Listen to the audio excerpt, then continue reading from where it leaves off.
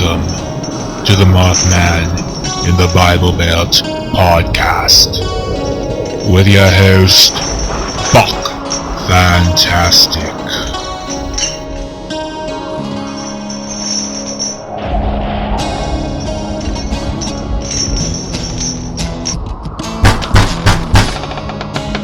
Girl Scout cookies. Pride Month is coming to a close in West Virginia, and I thought I needed an extra special guest that personified what it is to be out, loud, and proud in the Mountain State. Someone that could not only share their big gay journey, but also fill listeners in on gay life in West Virginia from the 70s and beyond.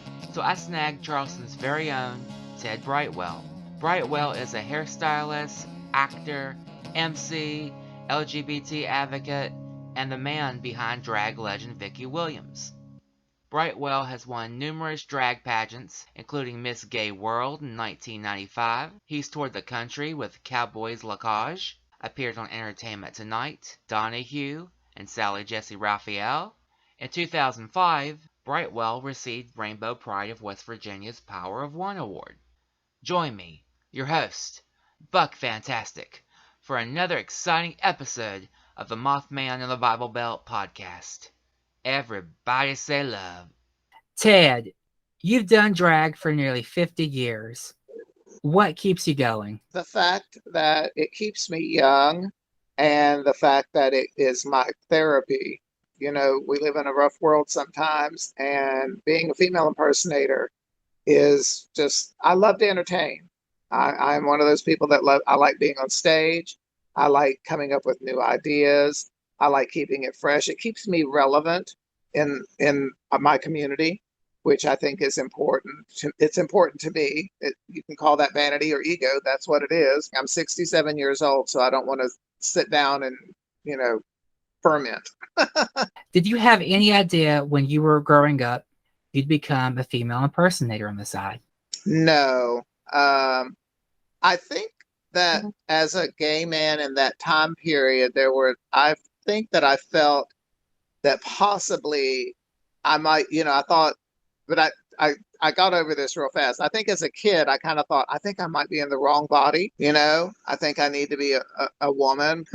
But the first time that I ever did drag, I said, okay, I don't need that. I'm an entertainer. And that's where I took my career as an entertainer. My father was in the military, and I grew up moving around about every 2 or 3 years. And then when I graduated from high school, I moved to West Virginia because my parents were from West Virginia and my grandparents lived here, and I came here to go to college. What were the inspirations that went into creating Vicki Williams? The inspirations? Mm-hmm. I was in the theater department down at State College at the time. And the very first time, and of course, I just discovered my sexuality down there too, and being able to accept being a gay man. I knew that was kind of always there, but we're talking 1972, 73. It wasn't as cool then. And so, of course, I don't think I went through trying to hide it so much, but it wasn't until the first time I ever went to like a gay bar that I said, okay, this is who you are, Ted. And, but as far as being inspired to be a female impersonator, I was into theater, and we used to, my roommate and I had the only apartment with our theater group. Everybody else lived at home. So of course, everybody hung out at our place, and we used to put records on and pantomime show tunes, and inevitably the boys would take the girls' parts. So there was a night that we were having a big party, and we said, hey, let's take it a step further. And so, I borrowed a wig from a woman I worked with, and borrowed an outfit from somebody else, and shoes from a girl that was a friend of mine. And we just all dressed up and did it. And there was enough people that we had been to the gay bars maybe twice or 3 times, not very often. Somebody at that party said, you need to, they're having a drag show at the bar this night. And it's like, oh, okay. So I looked like crap, but my friend who had done a little bit of cross-dressing before was beautiful. And so we went to the bar and we saw these drag queens. Well, of course, we, became friends with them. And then we started going to some of the shows because they didn't have shows like every week like they do now. It was like you might have a show like every other month. So, there wasn't a lot of entertainment like that going on. But I remember watching the drag queens, and I guess I was a snobby theater kid and saying, I really think they're beautiful to look at, but I thought they're not very talented in my opinion. And I said, I think I can do this better. And my friend and I, we were good buddies, and we kind of agreed on this ourselves. I said, we can do this better. It's just a matter of learning how to do the physical part of it, like put the makeup on, all that stuff. And that's how it got started. Was that the Grand Palace? Well, it wasn't even called the Grand Palace back in those days. It was called the Greek Downstairs Club. It later evolved into the Grand Palace as they added a little section here, and then they added another section. Was that like the name code for something, or? No, that was just the name of the bar. Oh, it was owned by a gentleman who was actually Syrian, but I don't know how that bar title name ever came about. I really don't know. I couldn't tell you. Cher or Barbra? Who do you love impersonating the most? I love impersonating Barbra the most, but I make more money doing Cher. Although I've made money and became famous doing Barbra Streisand because I did work for 2 years with a professional group, and I got on television. I got on the Phil Donahue Show and Sally Jesse Raphael and Entertainment Tonight with my Barbra Streisand, which is how I became known and kind of known amongst even the world of female impersonation around the country. But I shared Barbra. Unfortunately, how old are you? 42, but if anybody asks, I'm 29. Okay. Well, I'm just saying the kids nowadays hardly know who Barbra Streisand is. So, those I don't, but everybody still knows who Cher is because, she's still out there. So, but I do like impersonating Barbra because that's just, like I said, it's made a name for me. Have you ever got to perform for either of them? No.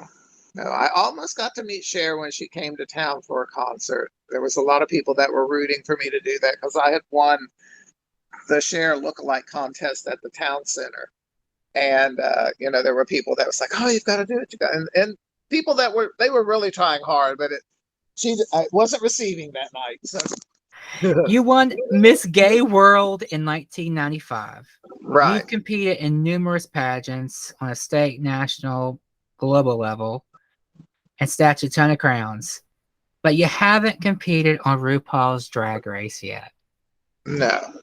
Have you even attempted to submit an audition tape?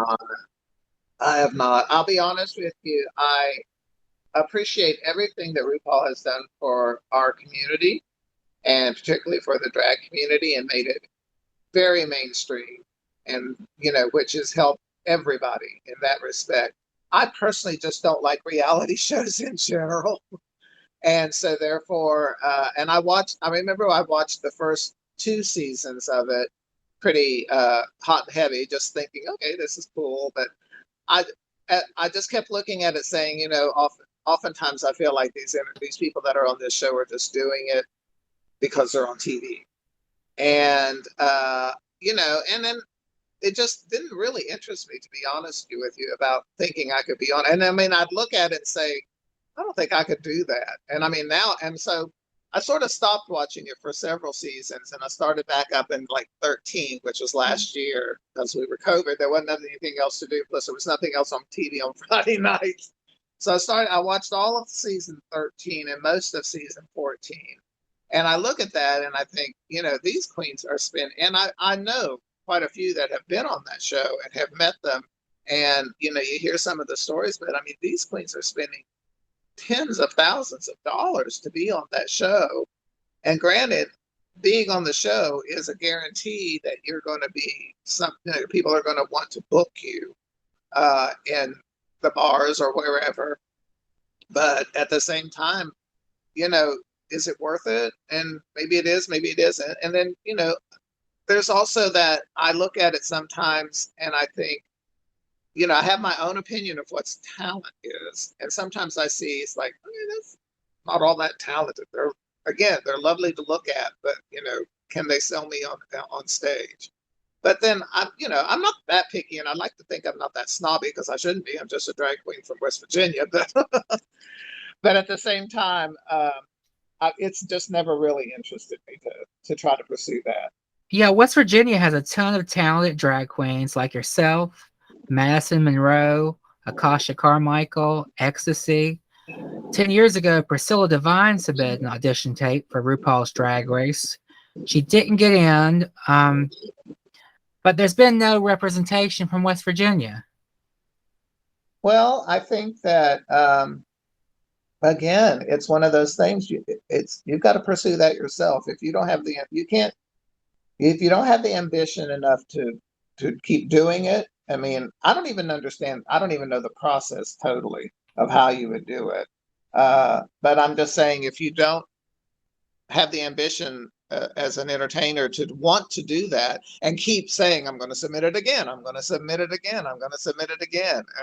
And I don't know if when you do, if they come back to you and say, well, you don't have quite what we want, or if you did this, you might be better. I don't know if they give you any kind of critique on your audition tape. So, because I just don't. And if I, the ones I know, the ones that have done it for the most part, I think they keep doing it and keep doing it, and finally something happens or it doesn't. Do you know a lot of West Virginia drag queens that have entered? I do not, other than I remember Priscilla doing it. I think Akasha might have tried it at one point. I remember somebody having a conversation about, she was going to make some videos and have a friend do some stuff to try to do that. But I really don't, to be honest with you. You toured with Cowboyslikage across the country. Was that the 90s? It was like 95, 94, 95. How enthusiastic were your audiences to drag in bigger cities like Nashville and New York compared to Charleston, West Virginia? Well, of course, it's bigger cities. And at that particular time, we were presenting a theatrical show. Like, I don't know if you've ever heard about An Evening at Lacage in Vegas or any of those shows out there. It was very similar to that. It was a theatrical production. It was no more, it wasn't in a bar, it was in a theater. And even when we went on tour, we were always in a theater. And it was a theater type atmosphere with that kind of discipline and whatever. So your audience was predominantly heterosexual, and they were just enthralled with the fact that, oh, those are all boys up there, guys up there, and they're dressed up as these beautiful women. So it was always received well. I think Charleston and West Virginia have always had a good rep. I mean, I've been doing it mostly here for 48 years and have enjoyed a successful career and have made a name for myself. And, and of course, as time has gone on, and again, we talked about mainstreaming and drag being in the mainstream now, it is more popular than ever. I mean, like, I work at the Lee Street Lounge every Saturday night, and I would say at least sometimes half of our audience have never seen a drag show before. Or at least there's 2 or 3 people there that have never, or they're just heterosexual and they came in for a cocktail and it's like, oh, let's see what this is all about. So it's, it's an opportunity, and I've used it as an opportunity over the years, because like, if any time when we've been trying to make a point about the LGBTQ community, such as, equal rights, hate crimes, educating people about HIV and AIDS, when you're trying to get mainstream US of A to hear that message, inevitably, when you get into the press part of it, they're always going to be attracted to they're going to come to the drag queens because we're flashy and say, can I interview you about something? And so if you have an opportunity, you take advantage of that and be intelligent about it. Many talented Charleston drag queens have come and gone, like Laura Beth, Michelle St. James, Cinnamon, and Delisha Del Rey.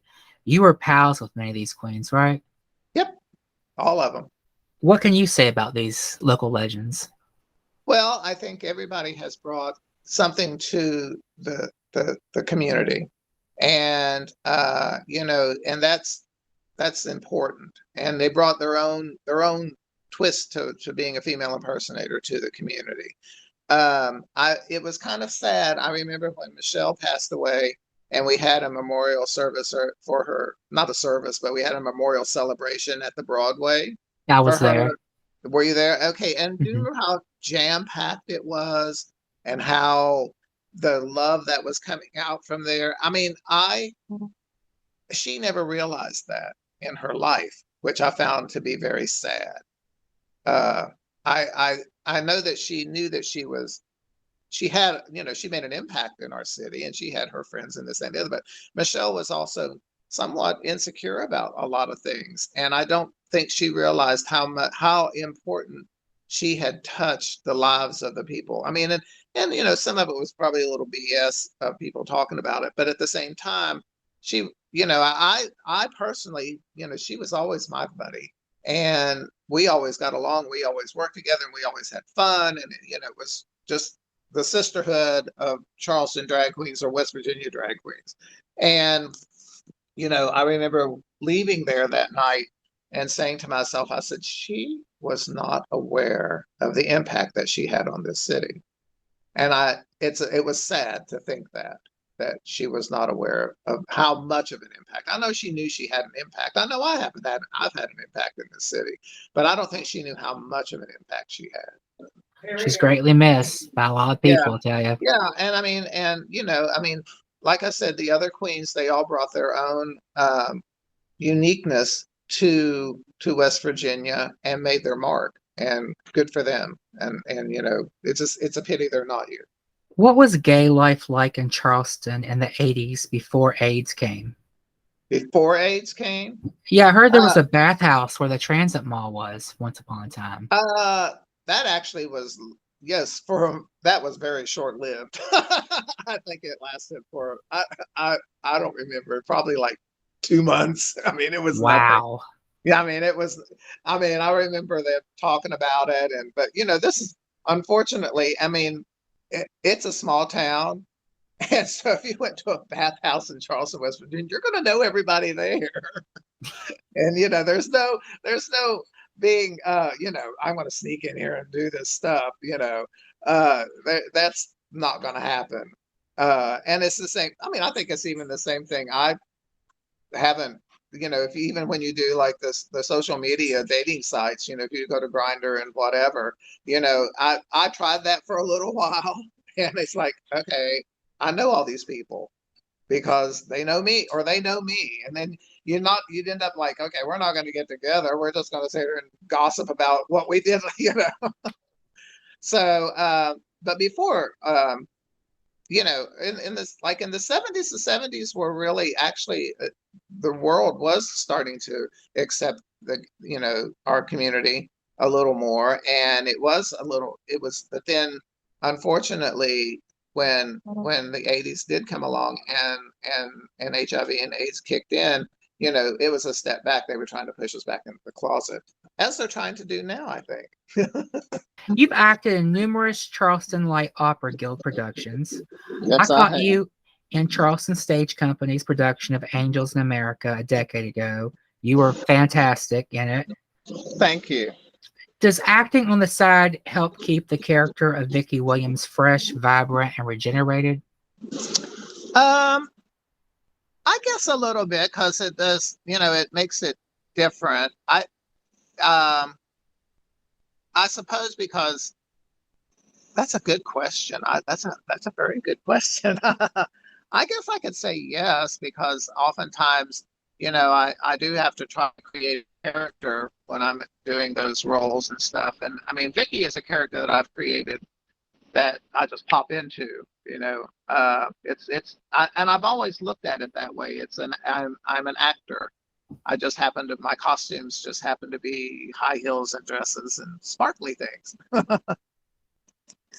So I guess it influences it a little bit, but I think it might go more the other way. I think the comfort that I feel for having been on a stage in nightclubs and other, for the things that I've done in drag, I think make my community theater things a little easier, because I'm comfortable, being on stage. I'm comfortable knowing like where the light is, or where, and I think it goes the other way around, to be honest with you. What's your most memorable acting role to date? I got to play the lead in La Cage aux Folles, which was a dream role of mine, and it's kind of my life. Aging drag queen. I was in it twice. The first time that I auditioned and was in it, I just was one of the Cagelles because technically I was old enough to play the lead of Zaza and Alban, but and this is pure conceit here, I was too pretty at that time. That was like 1995. But then here in 2010, I got to the opportunity came up again, and I got it, and I love that role. I mean, and it says a lot. That song "I Am What I Am" is my life. It always has been. You got a shout out from West Virginia raised actress and Charleston Light Opera Guild alum Jennifer Garner a few years back. Do you two keep in touch? We don't keep in touch, but if I run into her in town, she does say, "Hi Ted, how you doing?" Or I know the last time she was in town that I saw her, she had come backstage after one of the Light Opera Guild shows, and I was doing hair and makeup for it. And it was, the kids that in the show, they were like, "We hear Jennifer Garner's going to be here tonight." And it's like, "Oh, good, good for you." And so she had come backstage after the show, and they were all excited. Somebody ran down to the wig room and said, "Ted, she's here, she's here." I said, "Okay, I'll be up in a second." And I was finishing up some stuff, and I walked upstairs, and she walked into the room, and she goes, "Ted," and throws out her arms, and we hugged, and I'm like, "See, kids, I know her. I'm not just saying that, but no, I don't get to call her up and say, "How you doing, girl?" Oh, you played a lot of female roles on stage with the Charleston Light Opera Guild. Yes. Do you catch hell from actual females for playing women's roles, like as if you were trying to steal a role from well, the roles that a cisgender woman?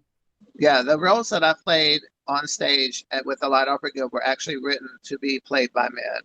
I was in Chicago 3 times, and Chicago as Mary Sunshine, that was how that was written.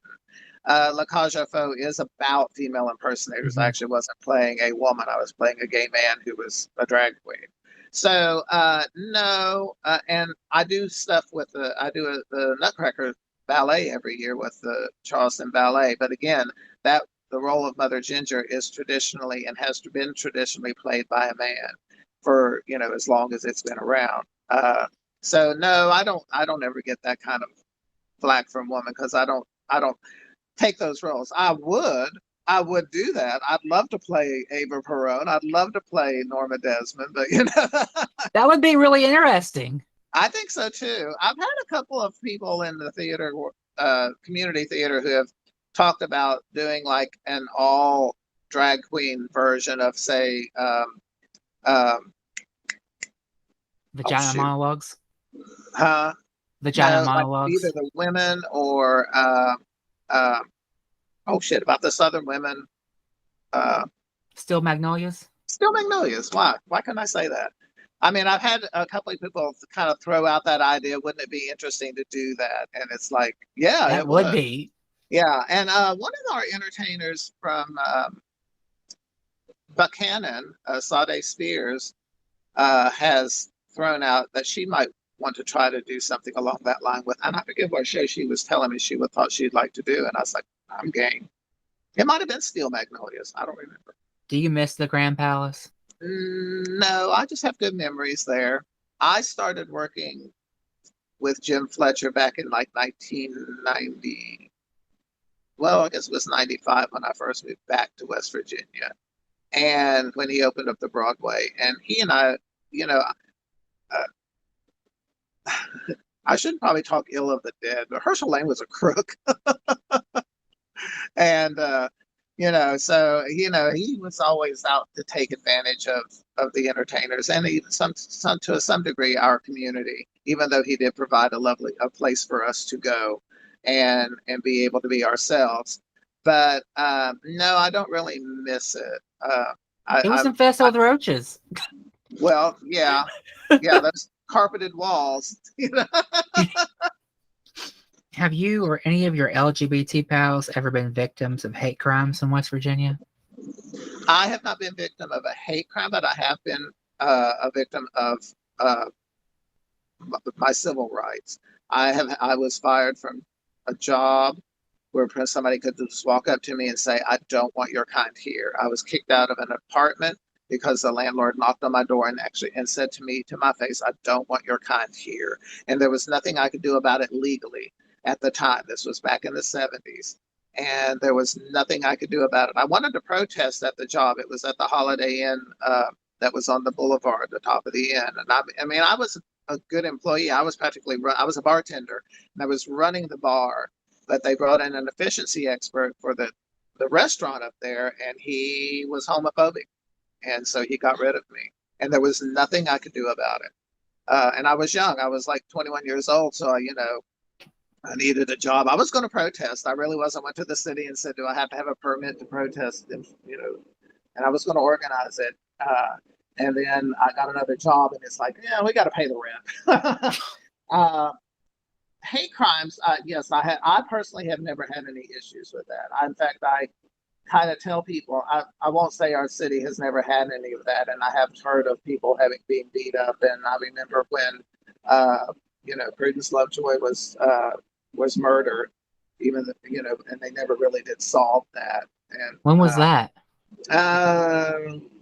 probably in the 90s sometime. I have to look that up. But anyway, yeah, and I mean, and I remember going to the Grand Palace and having to dodge eggs being thrown off of the interstate entrance there, or beer bottles. So I mean, it happens. I mean, and I knew some people in Huntington. I knew one friend who got beat up on and was like beat up so badly that he was a drag queen, but he had to give up drag because he could no longer. They had to put steel bars in his legs and stuff, and he didn't feel like he could do that anymore. Wow, that's horrible. Yeah. What sets West Virginia's drag scene apart from Ohio's, New York's, and California's? Because we don't have the resources sometimes to do all of that. I think it's becoming competitive though in our area. I won't lie. I mean, I know from having working at the Lee Street Lounge now that we have Samira booking in these out of town entertainers, and it's a little competitive right now because first of all we have what, 3 bars. We have the Vice Versa, we have the Stonewall, and we have the Lee Street Lounge. That's it. I remember when we used to have 5 gay bars in Charleston. Just in Charleston, yeah. So, finding a place to have that kind of entertainment is, you're hard pressed to do that.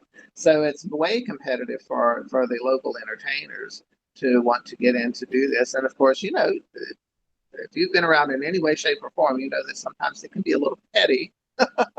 Mm-hmm.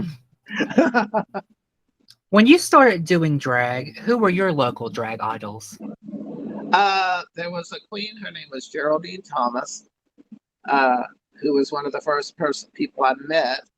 And I felt that she was so talented. And I admired her for that. I really thought she was like fantastic. And then later on, I met some entertainers from Huntington who I enjoyed to watch. But mainly, to be honest with you, like I said earlier, my friend and I and my roommate at the time, we just really felt that we could change this and make it better because we had this theatrical background. I mean, we were probably full of ourselves to say that, but we did feel it, and we put it into use. I mean, we brought in production numbers and started doing costuming, better costuming and stuff like that. I think my biggest turning point was when I started doing some competition stuff.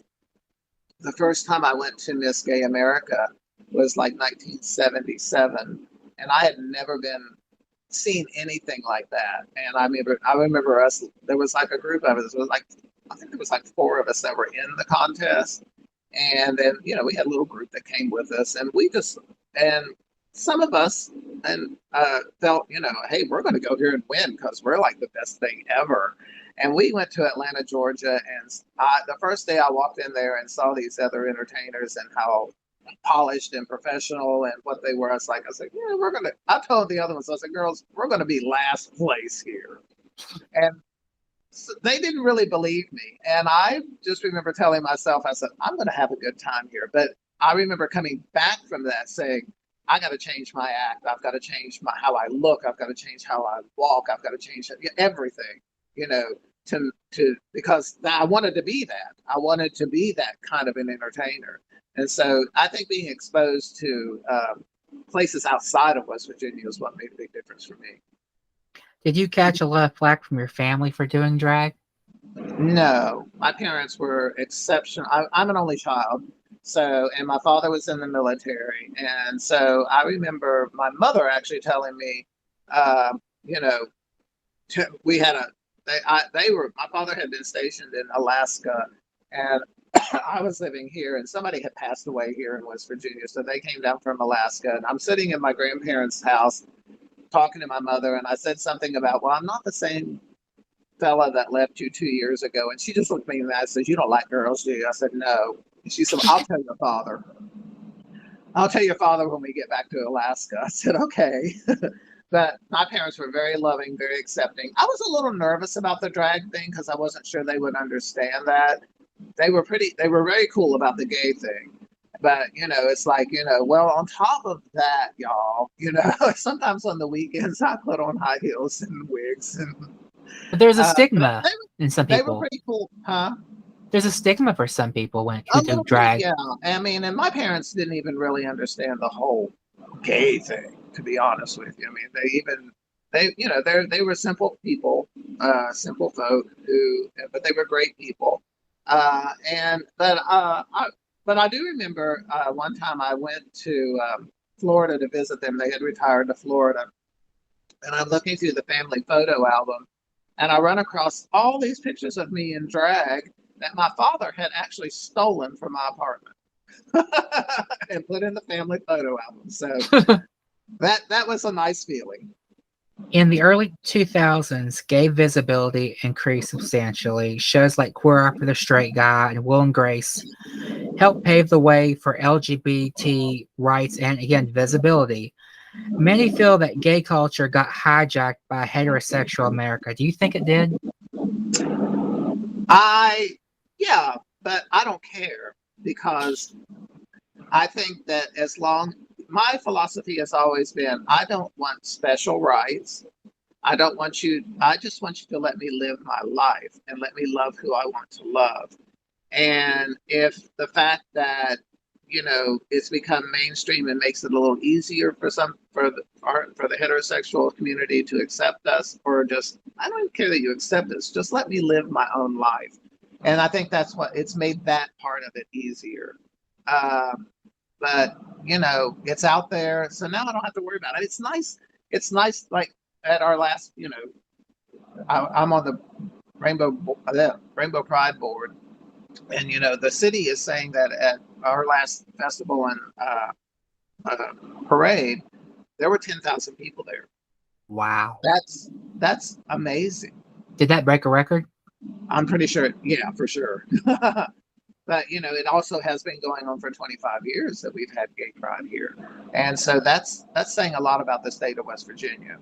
Now, did our lawmakers come to that? I guess not, because I keep saying we're all. I am very concerned after this whole Roe versus Wade thing that the next thing they're going to come after is gay marriage, and it's sad. And gay sex. Yeah. Clarence Thomas was talking about revisiting several court cases. Griswold, Lawrence, Oberfeld, especially the 2003 Lawrence versus Texas ruling, which made consensual gay sex legal. Oh, see, that's scary. It's very scary, and it can happen because, and I'd hate for it to happen. I mean, after the Roe versus Wade thing, before it happened, at the Parade and Festival this year, I was on the microphone a lot, and I kept bringing up, okay, young people, get out there and register to vote when you turn 18, and everybody that isn't registered to vote that is 18, let's say, get your asses down there and do that, because we need to make our voices heard. And I remember somebody telling me later in the evening, they said, well, we appreciate you saying that. They said, but if they went after us, and this is a couple that are married, they said, we'd move. If they took it away in West Virginia, we'd move. And it's like, here we are losing two valuable citizens for this state, which is already losing people, and that's just a sad thing. But I hate the thought of being pushed back into the closet. When many think of drag, they think of over-the-top theatrics and over-exaggerated femininity. Many don't equate drag with politics, but drag in itself is a political art form. Do you think modern drag is more or less political than, say, the queens that rocked Stonewall 53 years ago? Yes, because I think we're more educated. Not that they weren't educated, but I think we've become, once that the queens decided we're not taking it anymore, then their agenda as an entertainer changed. And like I said earlier, if you want some media attention, the media is always going to be attracted to the over the top, the sparkle, the glitter, the glamour.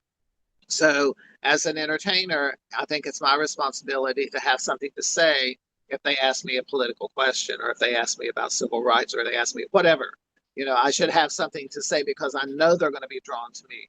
Even though there are people in our community who are the behind the scenes folk who work very hard, very diligently to help our community, and but they don't get as much recognition, because that's just how it is. What's your thoughts on the West Virginia legislature not enacting hate crimes legislation to protect LGBT people in the state? I think that, it's come close. It's come close a couple of times. I just, you just have to keep plugging away. That's the only thing that's going to happen. And I pray that, at some point, it will happen, but it's not going to happen soon. The whole political system has become so partisan that, how we ever going to get past this? And it's going to be hard. I try to say that our youth will make a difference, but that's going to take a while. West Virginia still doesn't have a law preventing people from being fired, evicted, or not rented to for being LGBT. Do you think that'll ever change in either of our lifetimes? I would like to think so. I mean, cities have done it. Charleston did it. Huntington did it. Malden, of all places. So, I mean, as long as that's a beginning, that's something. I do feel that I'd like to think that it would happen in my lifetime. I never thought gay marriage would happen in my lifetime. So, that was a shocker. So let's be optimistic about the fact that civil rights and like that will happen. Opportunity-wise, do you think it's a lot more difficult to get ahead career-wise in West Virginia, being an out gay man, compared to living in states like California and New York? That's a good question. Because I'm a hairdresser. I left college because I didn't think I was going to be good as a teacher, because I was gay. I remember when I was in college, and I was an education major, and if I had to go to school sometimes to do whatever, I would walk down the hallways, and I wanted to teach high school. So, it's older kids, and I would hear under the breath, queer, faggot, whatever. And I'm thinking, do I want to subject myself to this every day? And I didn't. So I quit school, worked as a bartender, and then I went to beauty school, which is a stereotype. I love my job, though. I mean, I walked into the beauty school and said, this is what I want to do. But at the same time, there was a part of that in my mind that it was like, I don't want to have to deal with my gayness at my job if I don't, but I can, being a hairdresser.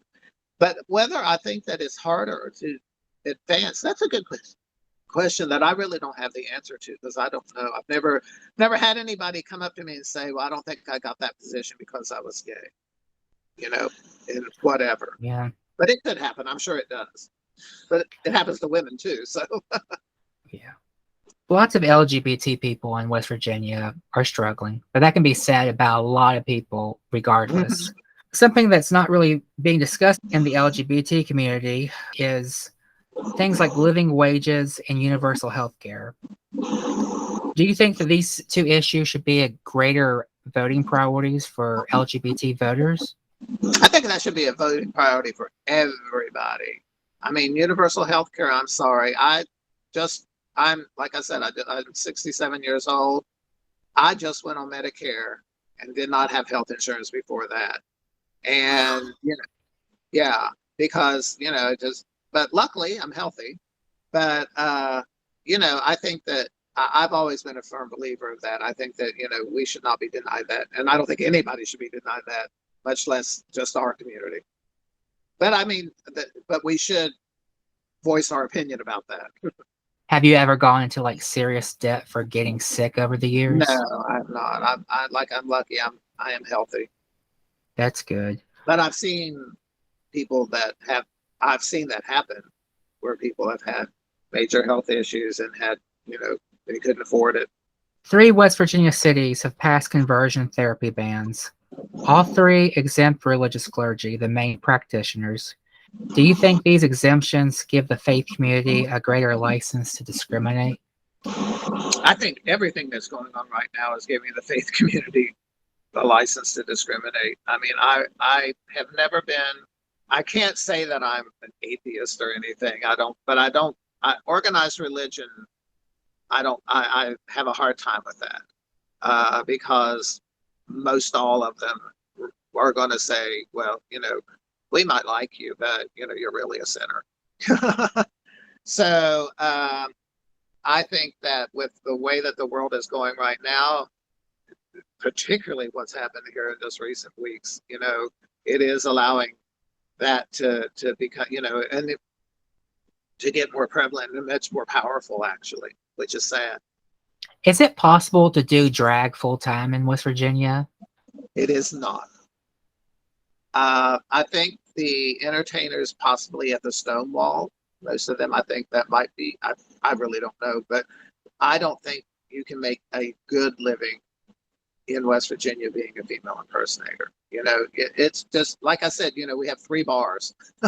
So you're limited. And if no matter how talented you are, the bar owners are probably not going to pay you a living wage. I mean, I look at the fact that my Saturday nights are like my Mad Money. That's where I go out to dinner on that. I invest it back into my art form too, which is, that's part of it too. But no, I don't think you can make them. I know lots that try, but they struggle. They really do struggle. I mean, I've seen it over the years.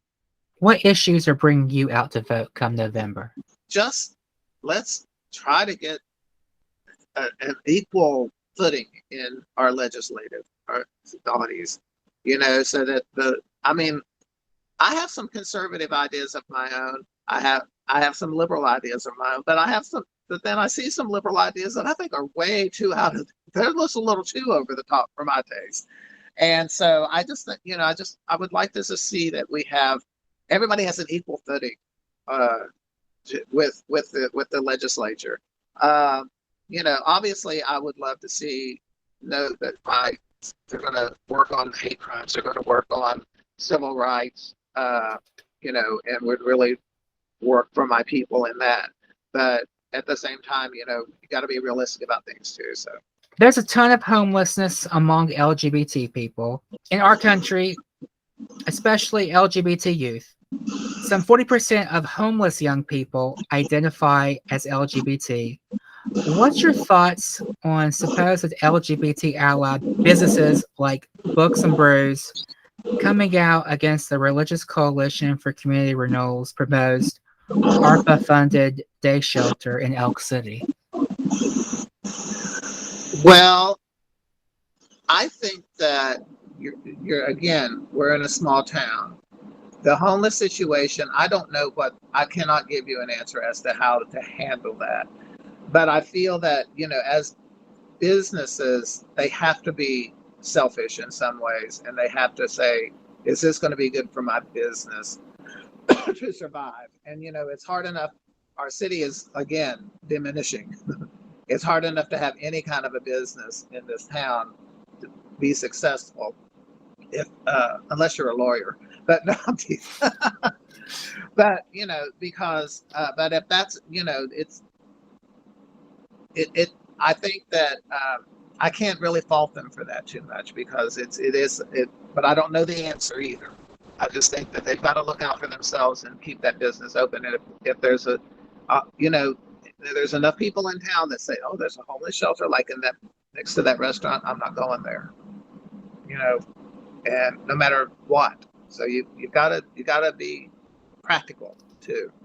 You did an interview with Us and Them podcast host Trey K 7 years back. Mm-hmm. When Trey told you he yelled anti-gay slurs at the Grand Palace when he was younger, did you bitch slap him? I didn't bitch slap him, but I called him out on it. When he was doing the interview with me, we were walking. He came over to my hair salon that I had at the time, and it was a very nice evening. And he said, well, I'm just going to walk. I'm going to record you as we talk. And he had this tape recorder thing. And I said, well, let's take a walk.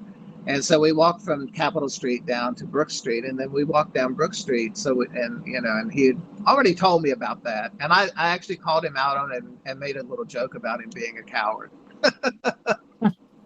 How do you, Ted Brightwell, want to be remembered?